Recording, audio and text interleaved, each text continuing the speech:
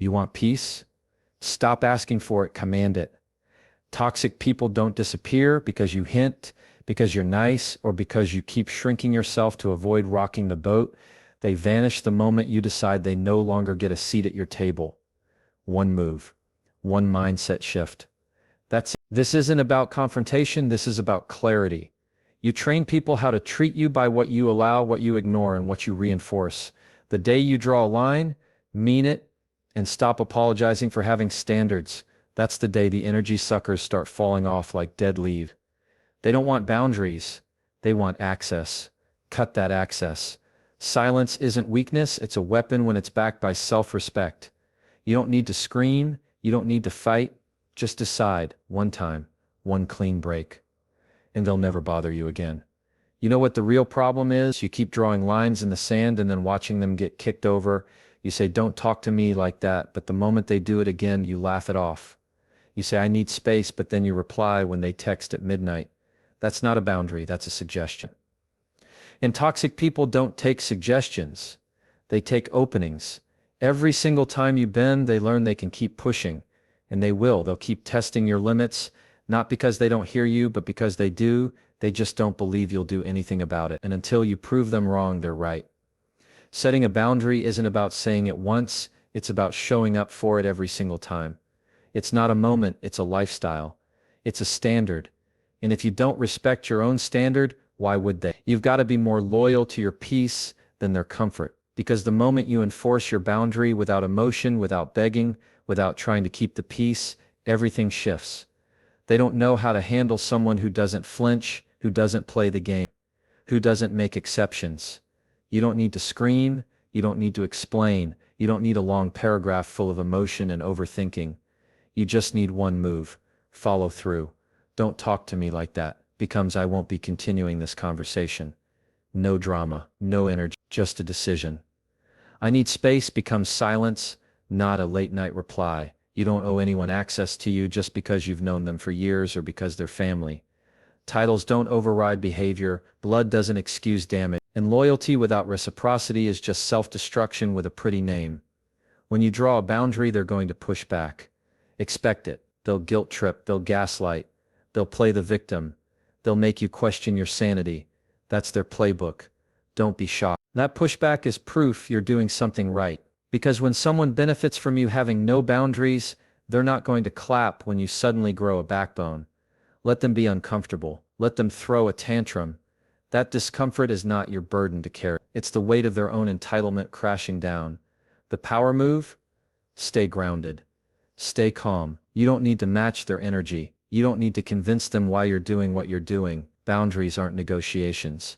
They're declarations. This is how I move now, period. You don't have to yell that from the rooftops. Just let your actions make the announcement. Because when your energy shifts, theirs will too. And those who can't meet your new standard will fall off naturally. You teach people how to treat you by what you allow. And every time you say yes when you mean no, every time you stay silent when they cross the line, every time you justify their bad behavior, you're teaching them that their comfort is more important than your peace. Enough. It's time to flip the script. Your mental health is not up for debate. Your boundaries are not up for discussion. The version of you that lets people walk all over you needs to be left behind. Let them talk. Let them misunderstand. Let them spin their narratives. You're not here to be understood by toxic people. You're here to protect your energy, guard your peace, and own your life. It all starts with one move, one decision to mean what you say, one decision to enforce the line you drew. Not once, not twice, but every single time. That's how you train the world to treat you differently. That's how you stop being drained, manipulated, or guilted into silence. That's how you make it so toxic people don't even bother coming near you. Because they know you're not the one. You're not reactive. You're not emotionally available for their chaos. You're not someone they can manipulate anymore. And when that happens, they disappear. Not because you begged, not because you blocked, but because you became unavailable. You changed the locks. You raised the rent, and they simply couldn't afford the new version of you. Good. Keep it that way. You want to know the fastest way to starve a toxic person? Don't react. Don't flinch. Don't give them what they're hunting for. Your energy. See, toxic people don't survive on logic. They survive on attention, on the little spikes of power they get every time you defend yourself. Every time you explain what they already know.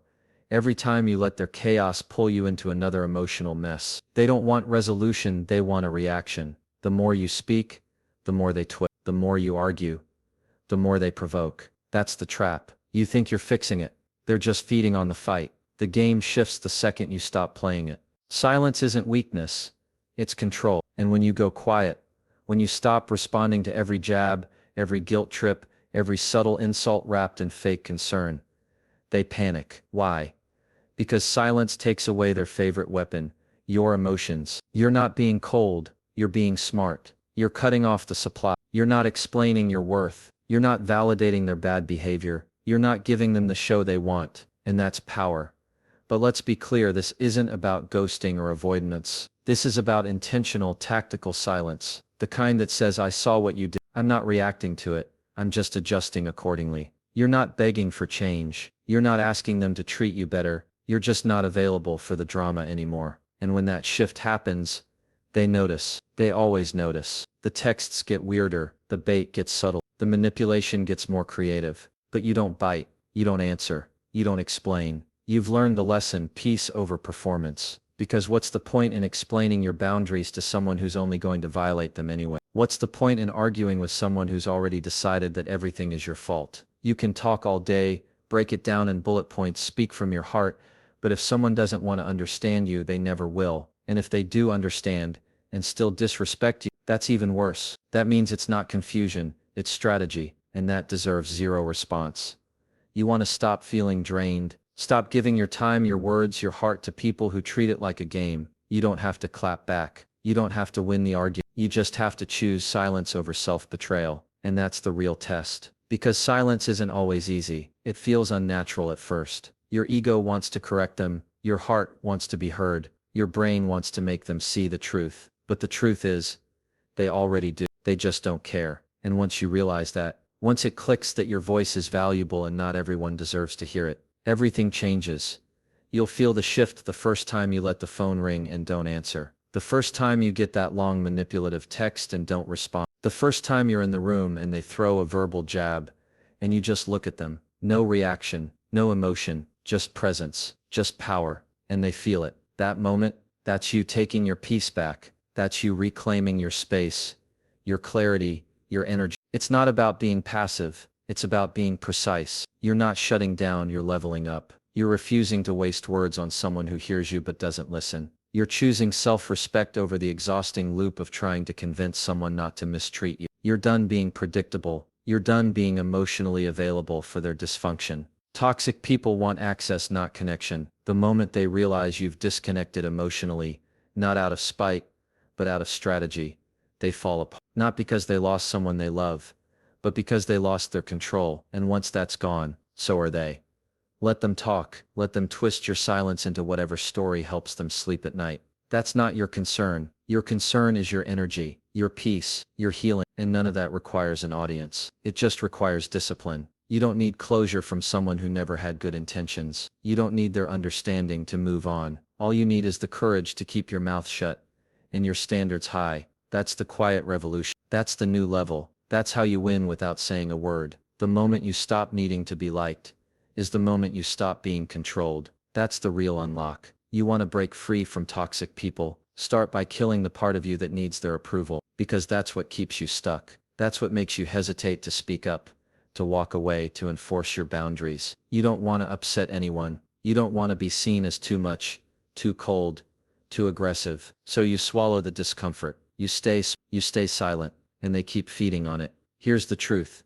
Being liked is cheap. Being respected, that's where the power is. And the two don't always come together. When you stop trying to be liked, you stop being bendable. You stop saying yes when you mean no. You stop showing up for people who wouldn't lift a finger for you. You stop explaining yourself to people who have no intention of ever seeing your side, because now you've chosen yourself fully, without guilt, without shame. And that shift, that's what repels the toxic one. They can't manipulate someone who doesn't need their validation. Let them call you difficult. Let them call you arrogant. Let them say you've changed. You have, and you should. Growth always offends those who benefited from your lack of boundary. The people who loved you most when you were the most self-sacrificing will be the ones who resent you the second you stand up for yourself. Let them feel whatever they need to feel. That's their problem, not yours. You weren't put here to be palatable. You weren't born to please. You're not a mirror for someone else's comfort. You're a whole human being with needs, limits, and standards. And if your growth makes people uncomfortable,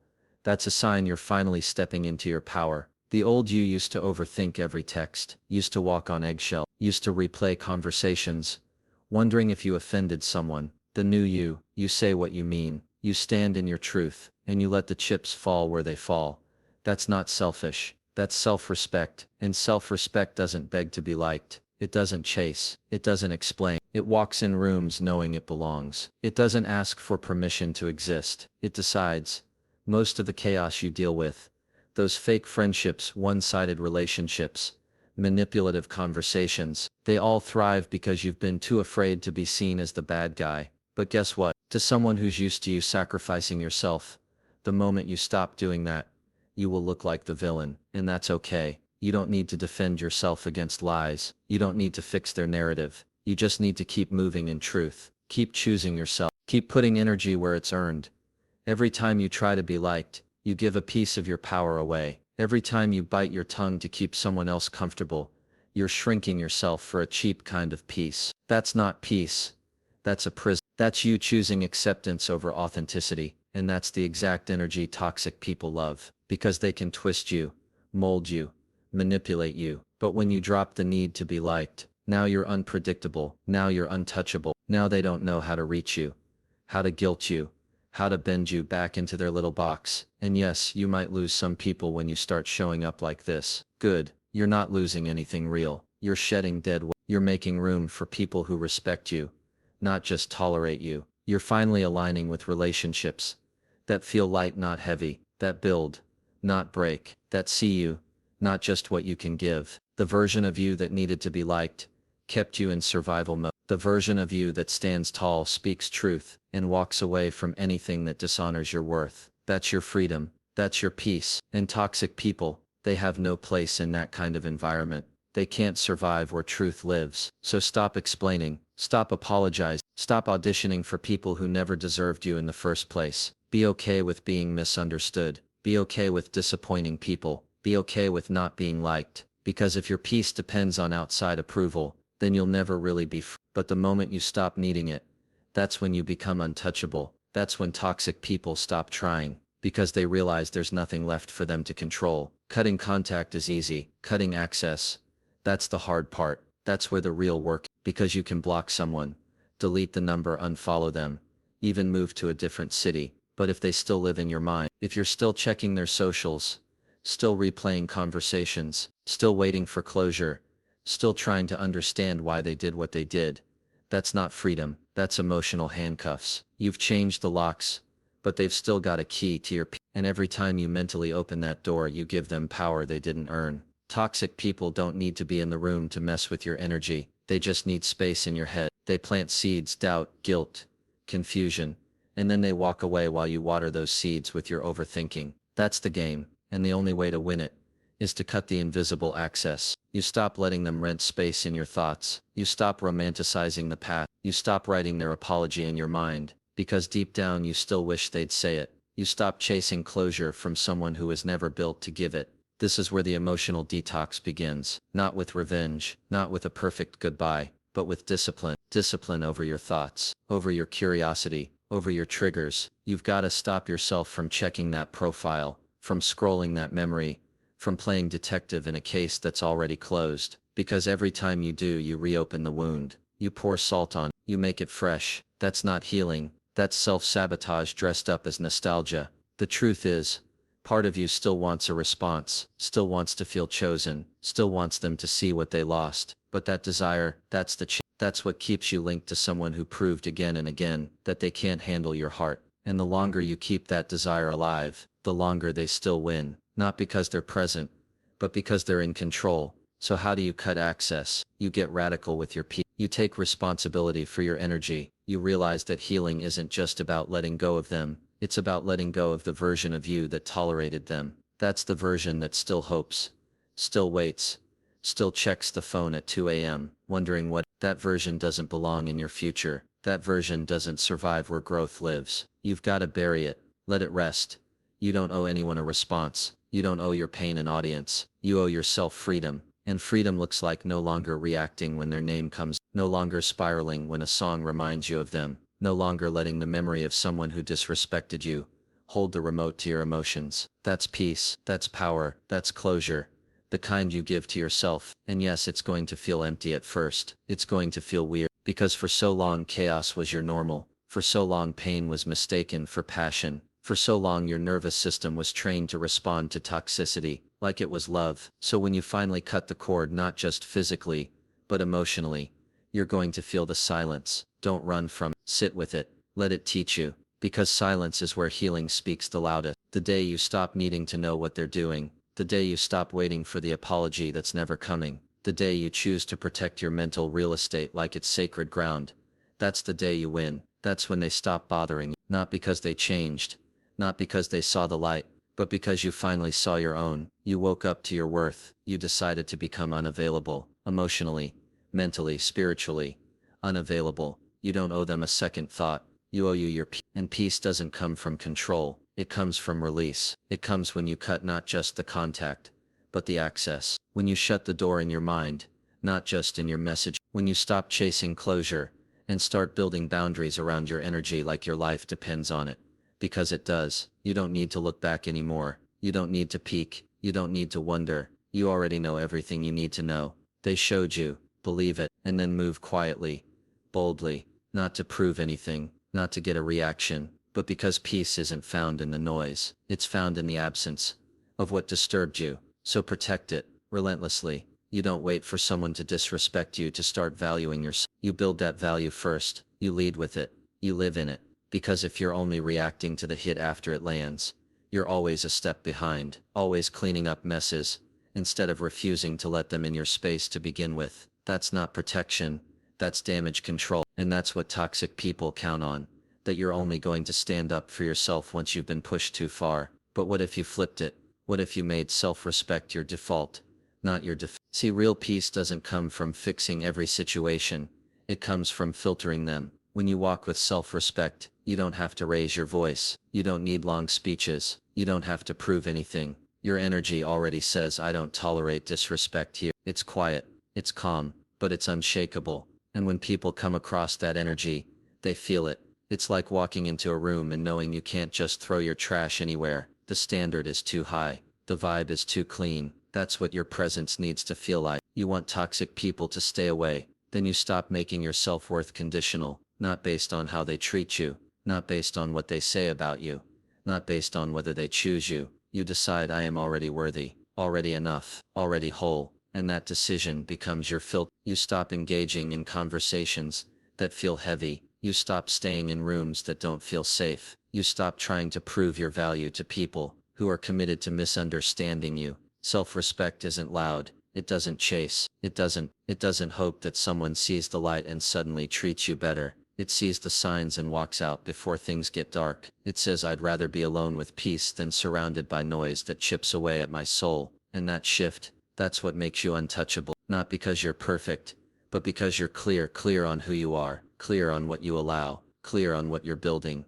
And when you're clear, you're dangerous to anyone who thrives in confusion. Toxic people hate clarity. They want you second guessing. They want you unsure, because that's how they gain control, by planting doubt and watching you water it. But when you're solid in your self-respect, that manipulation hits a wall. You don't take the bait. You don't explain why you're walking away. You don't fight to prove your point. You just leave. You exit. You protect your peace like it's sacred because it is. And here's the twist. People will test that. They will push your boundaries just to see if you're serious. They'll disrespect you just a little. See if you flinch. See if you bend. See if you backtrack. Because you're no longer reactive. You're responsive. You're not emotional. You're intentional. You're not trying to keep the connection.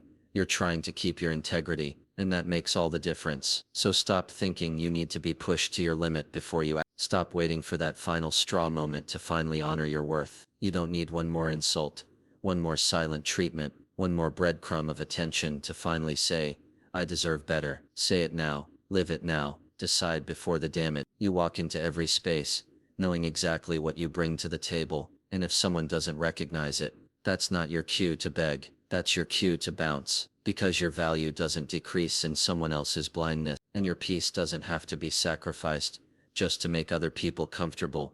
That's the code you live by, not later, not when it hurts. Now, you make self-respect your foundation, not your backup plan. You build it into your decisions, your conversations, your relation, and over time, you stop even attracting people who play those toxic games. Why? Because you're no longer entertaining them. You don't give them the opening. You don't leave the door cracked. You shut it, lock it, walk away with your head up, and your heart protected.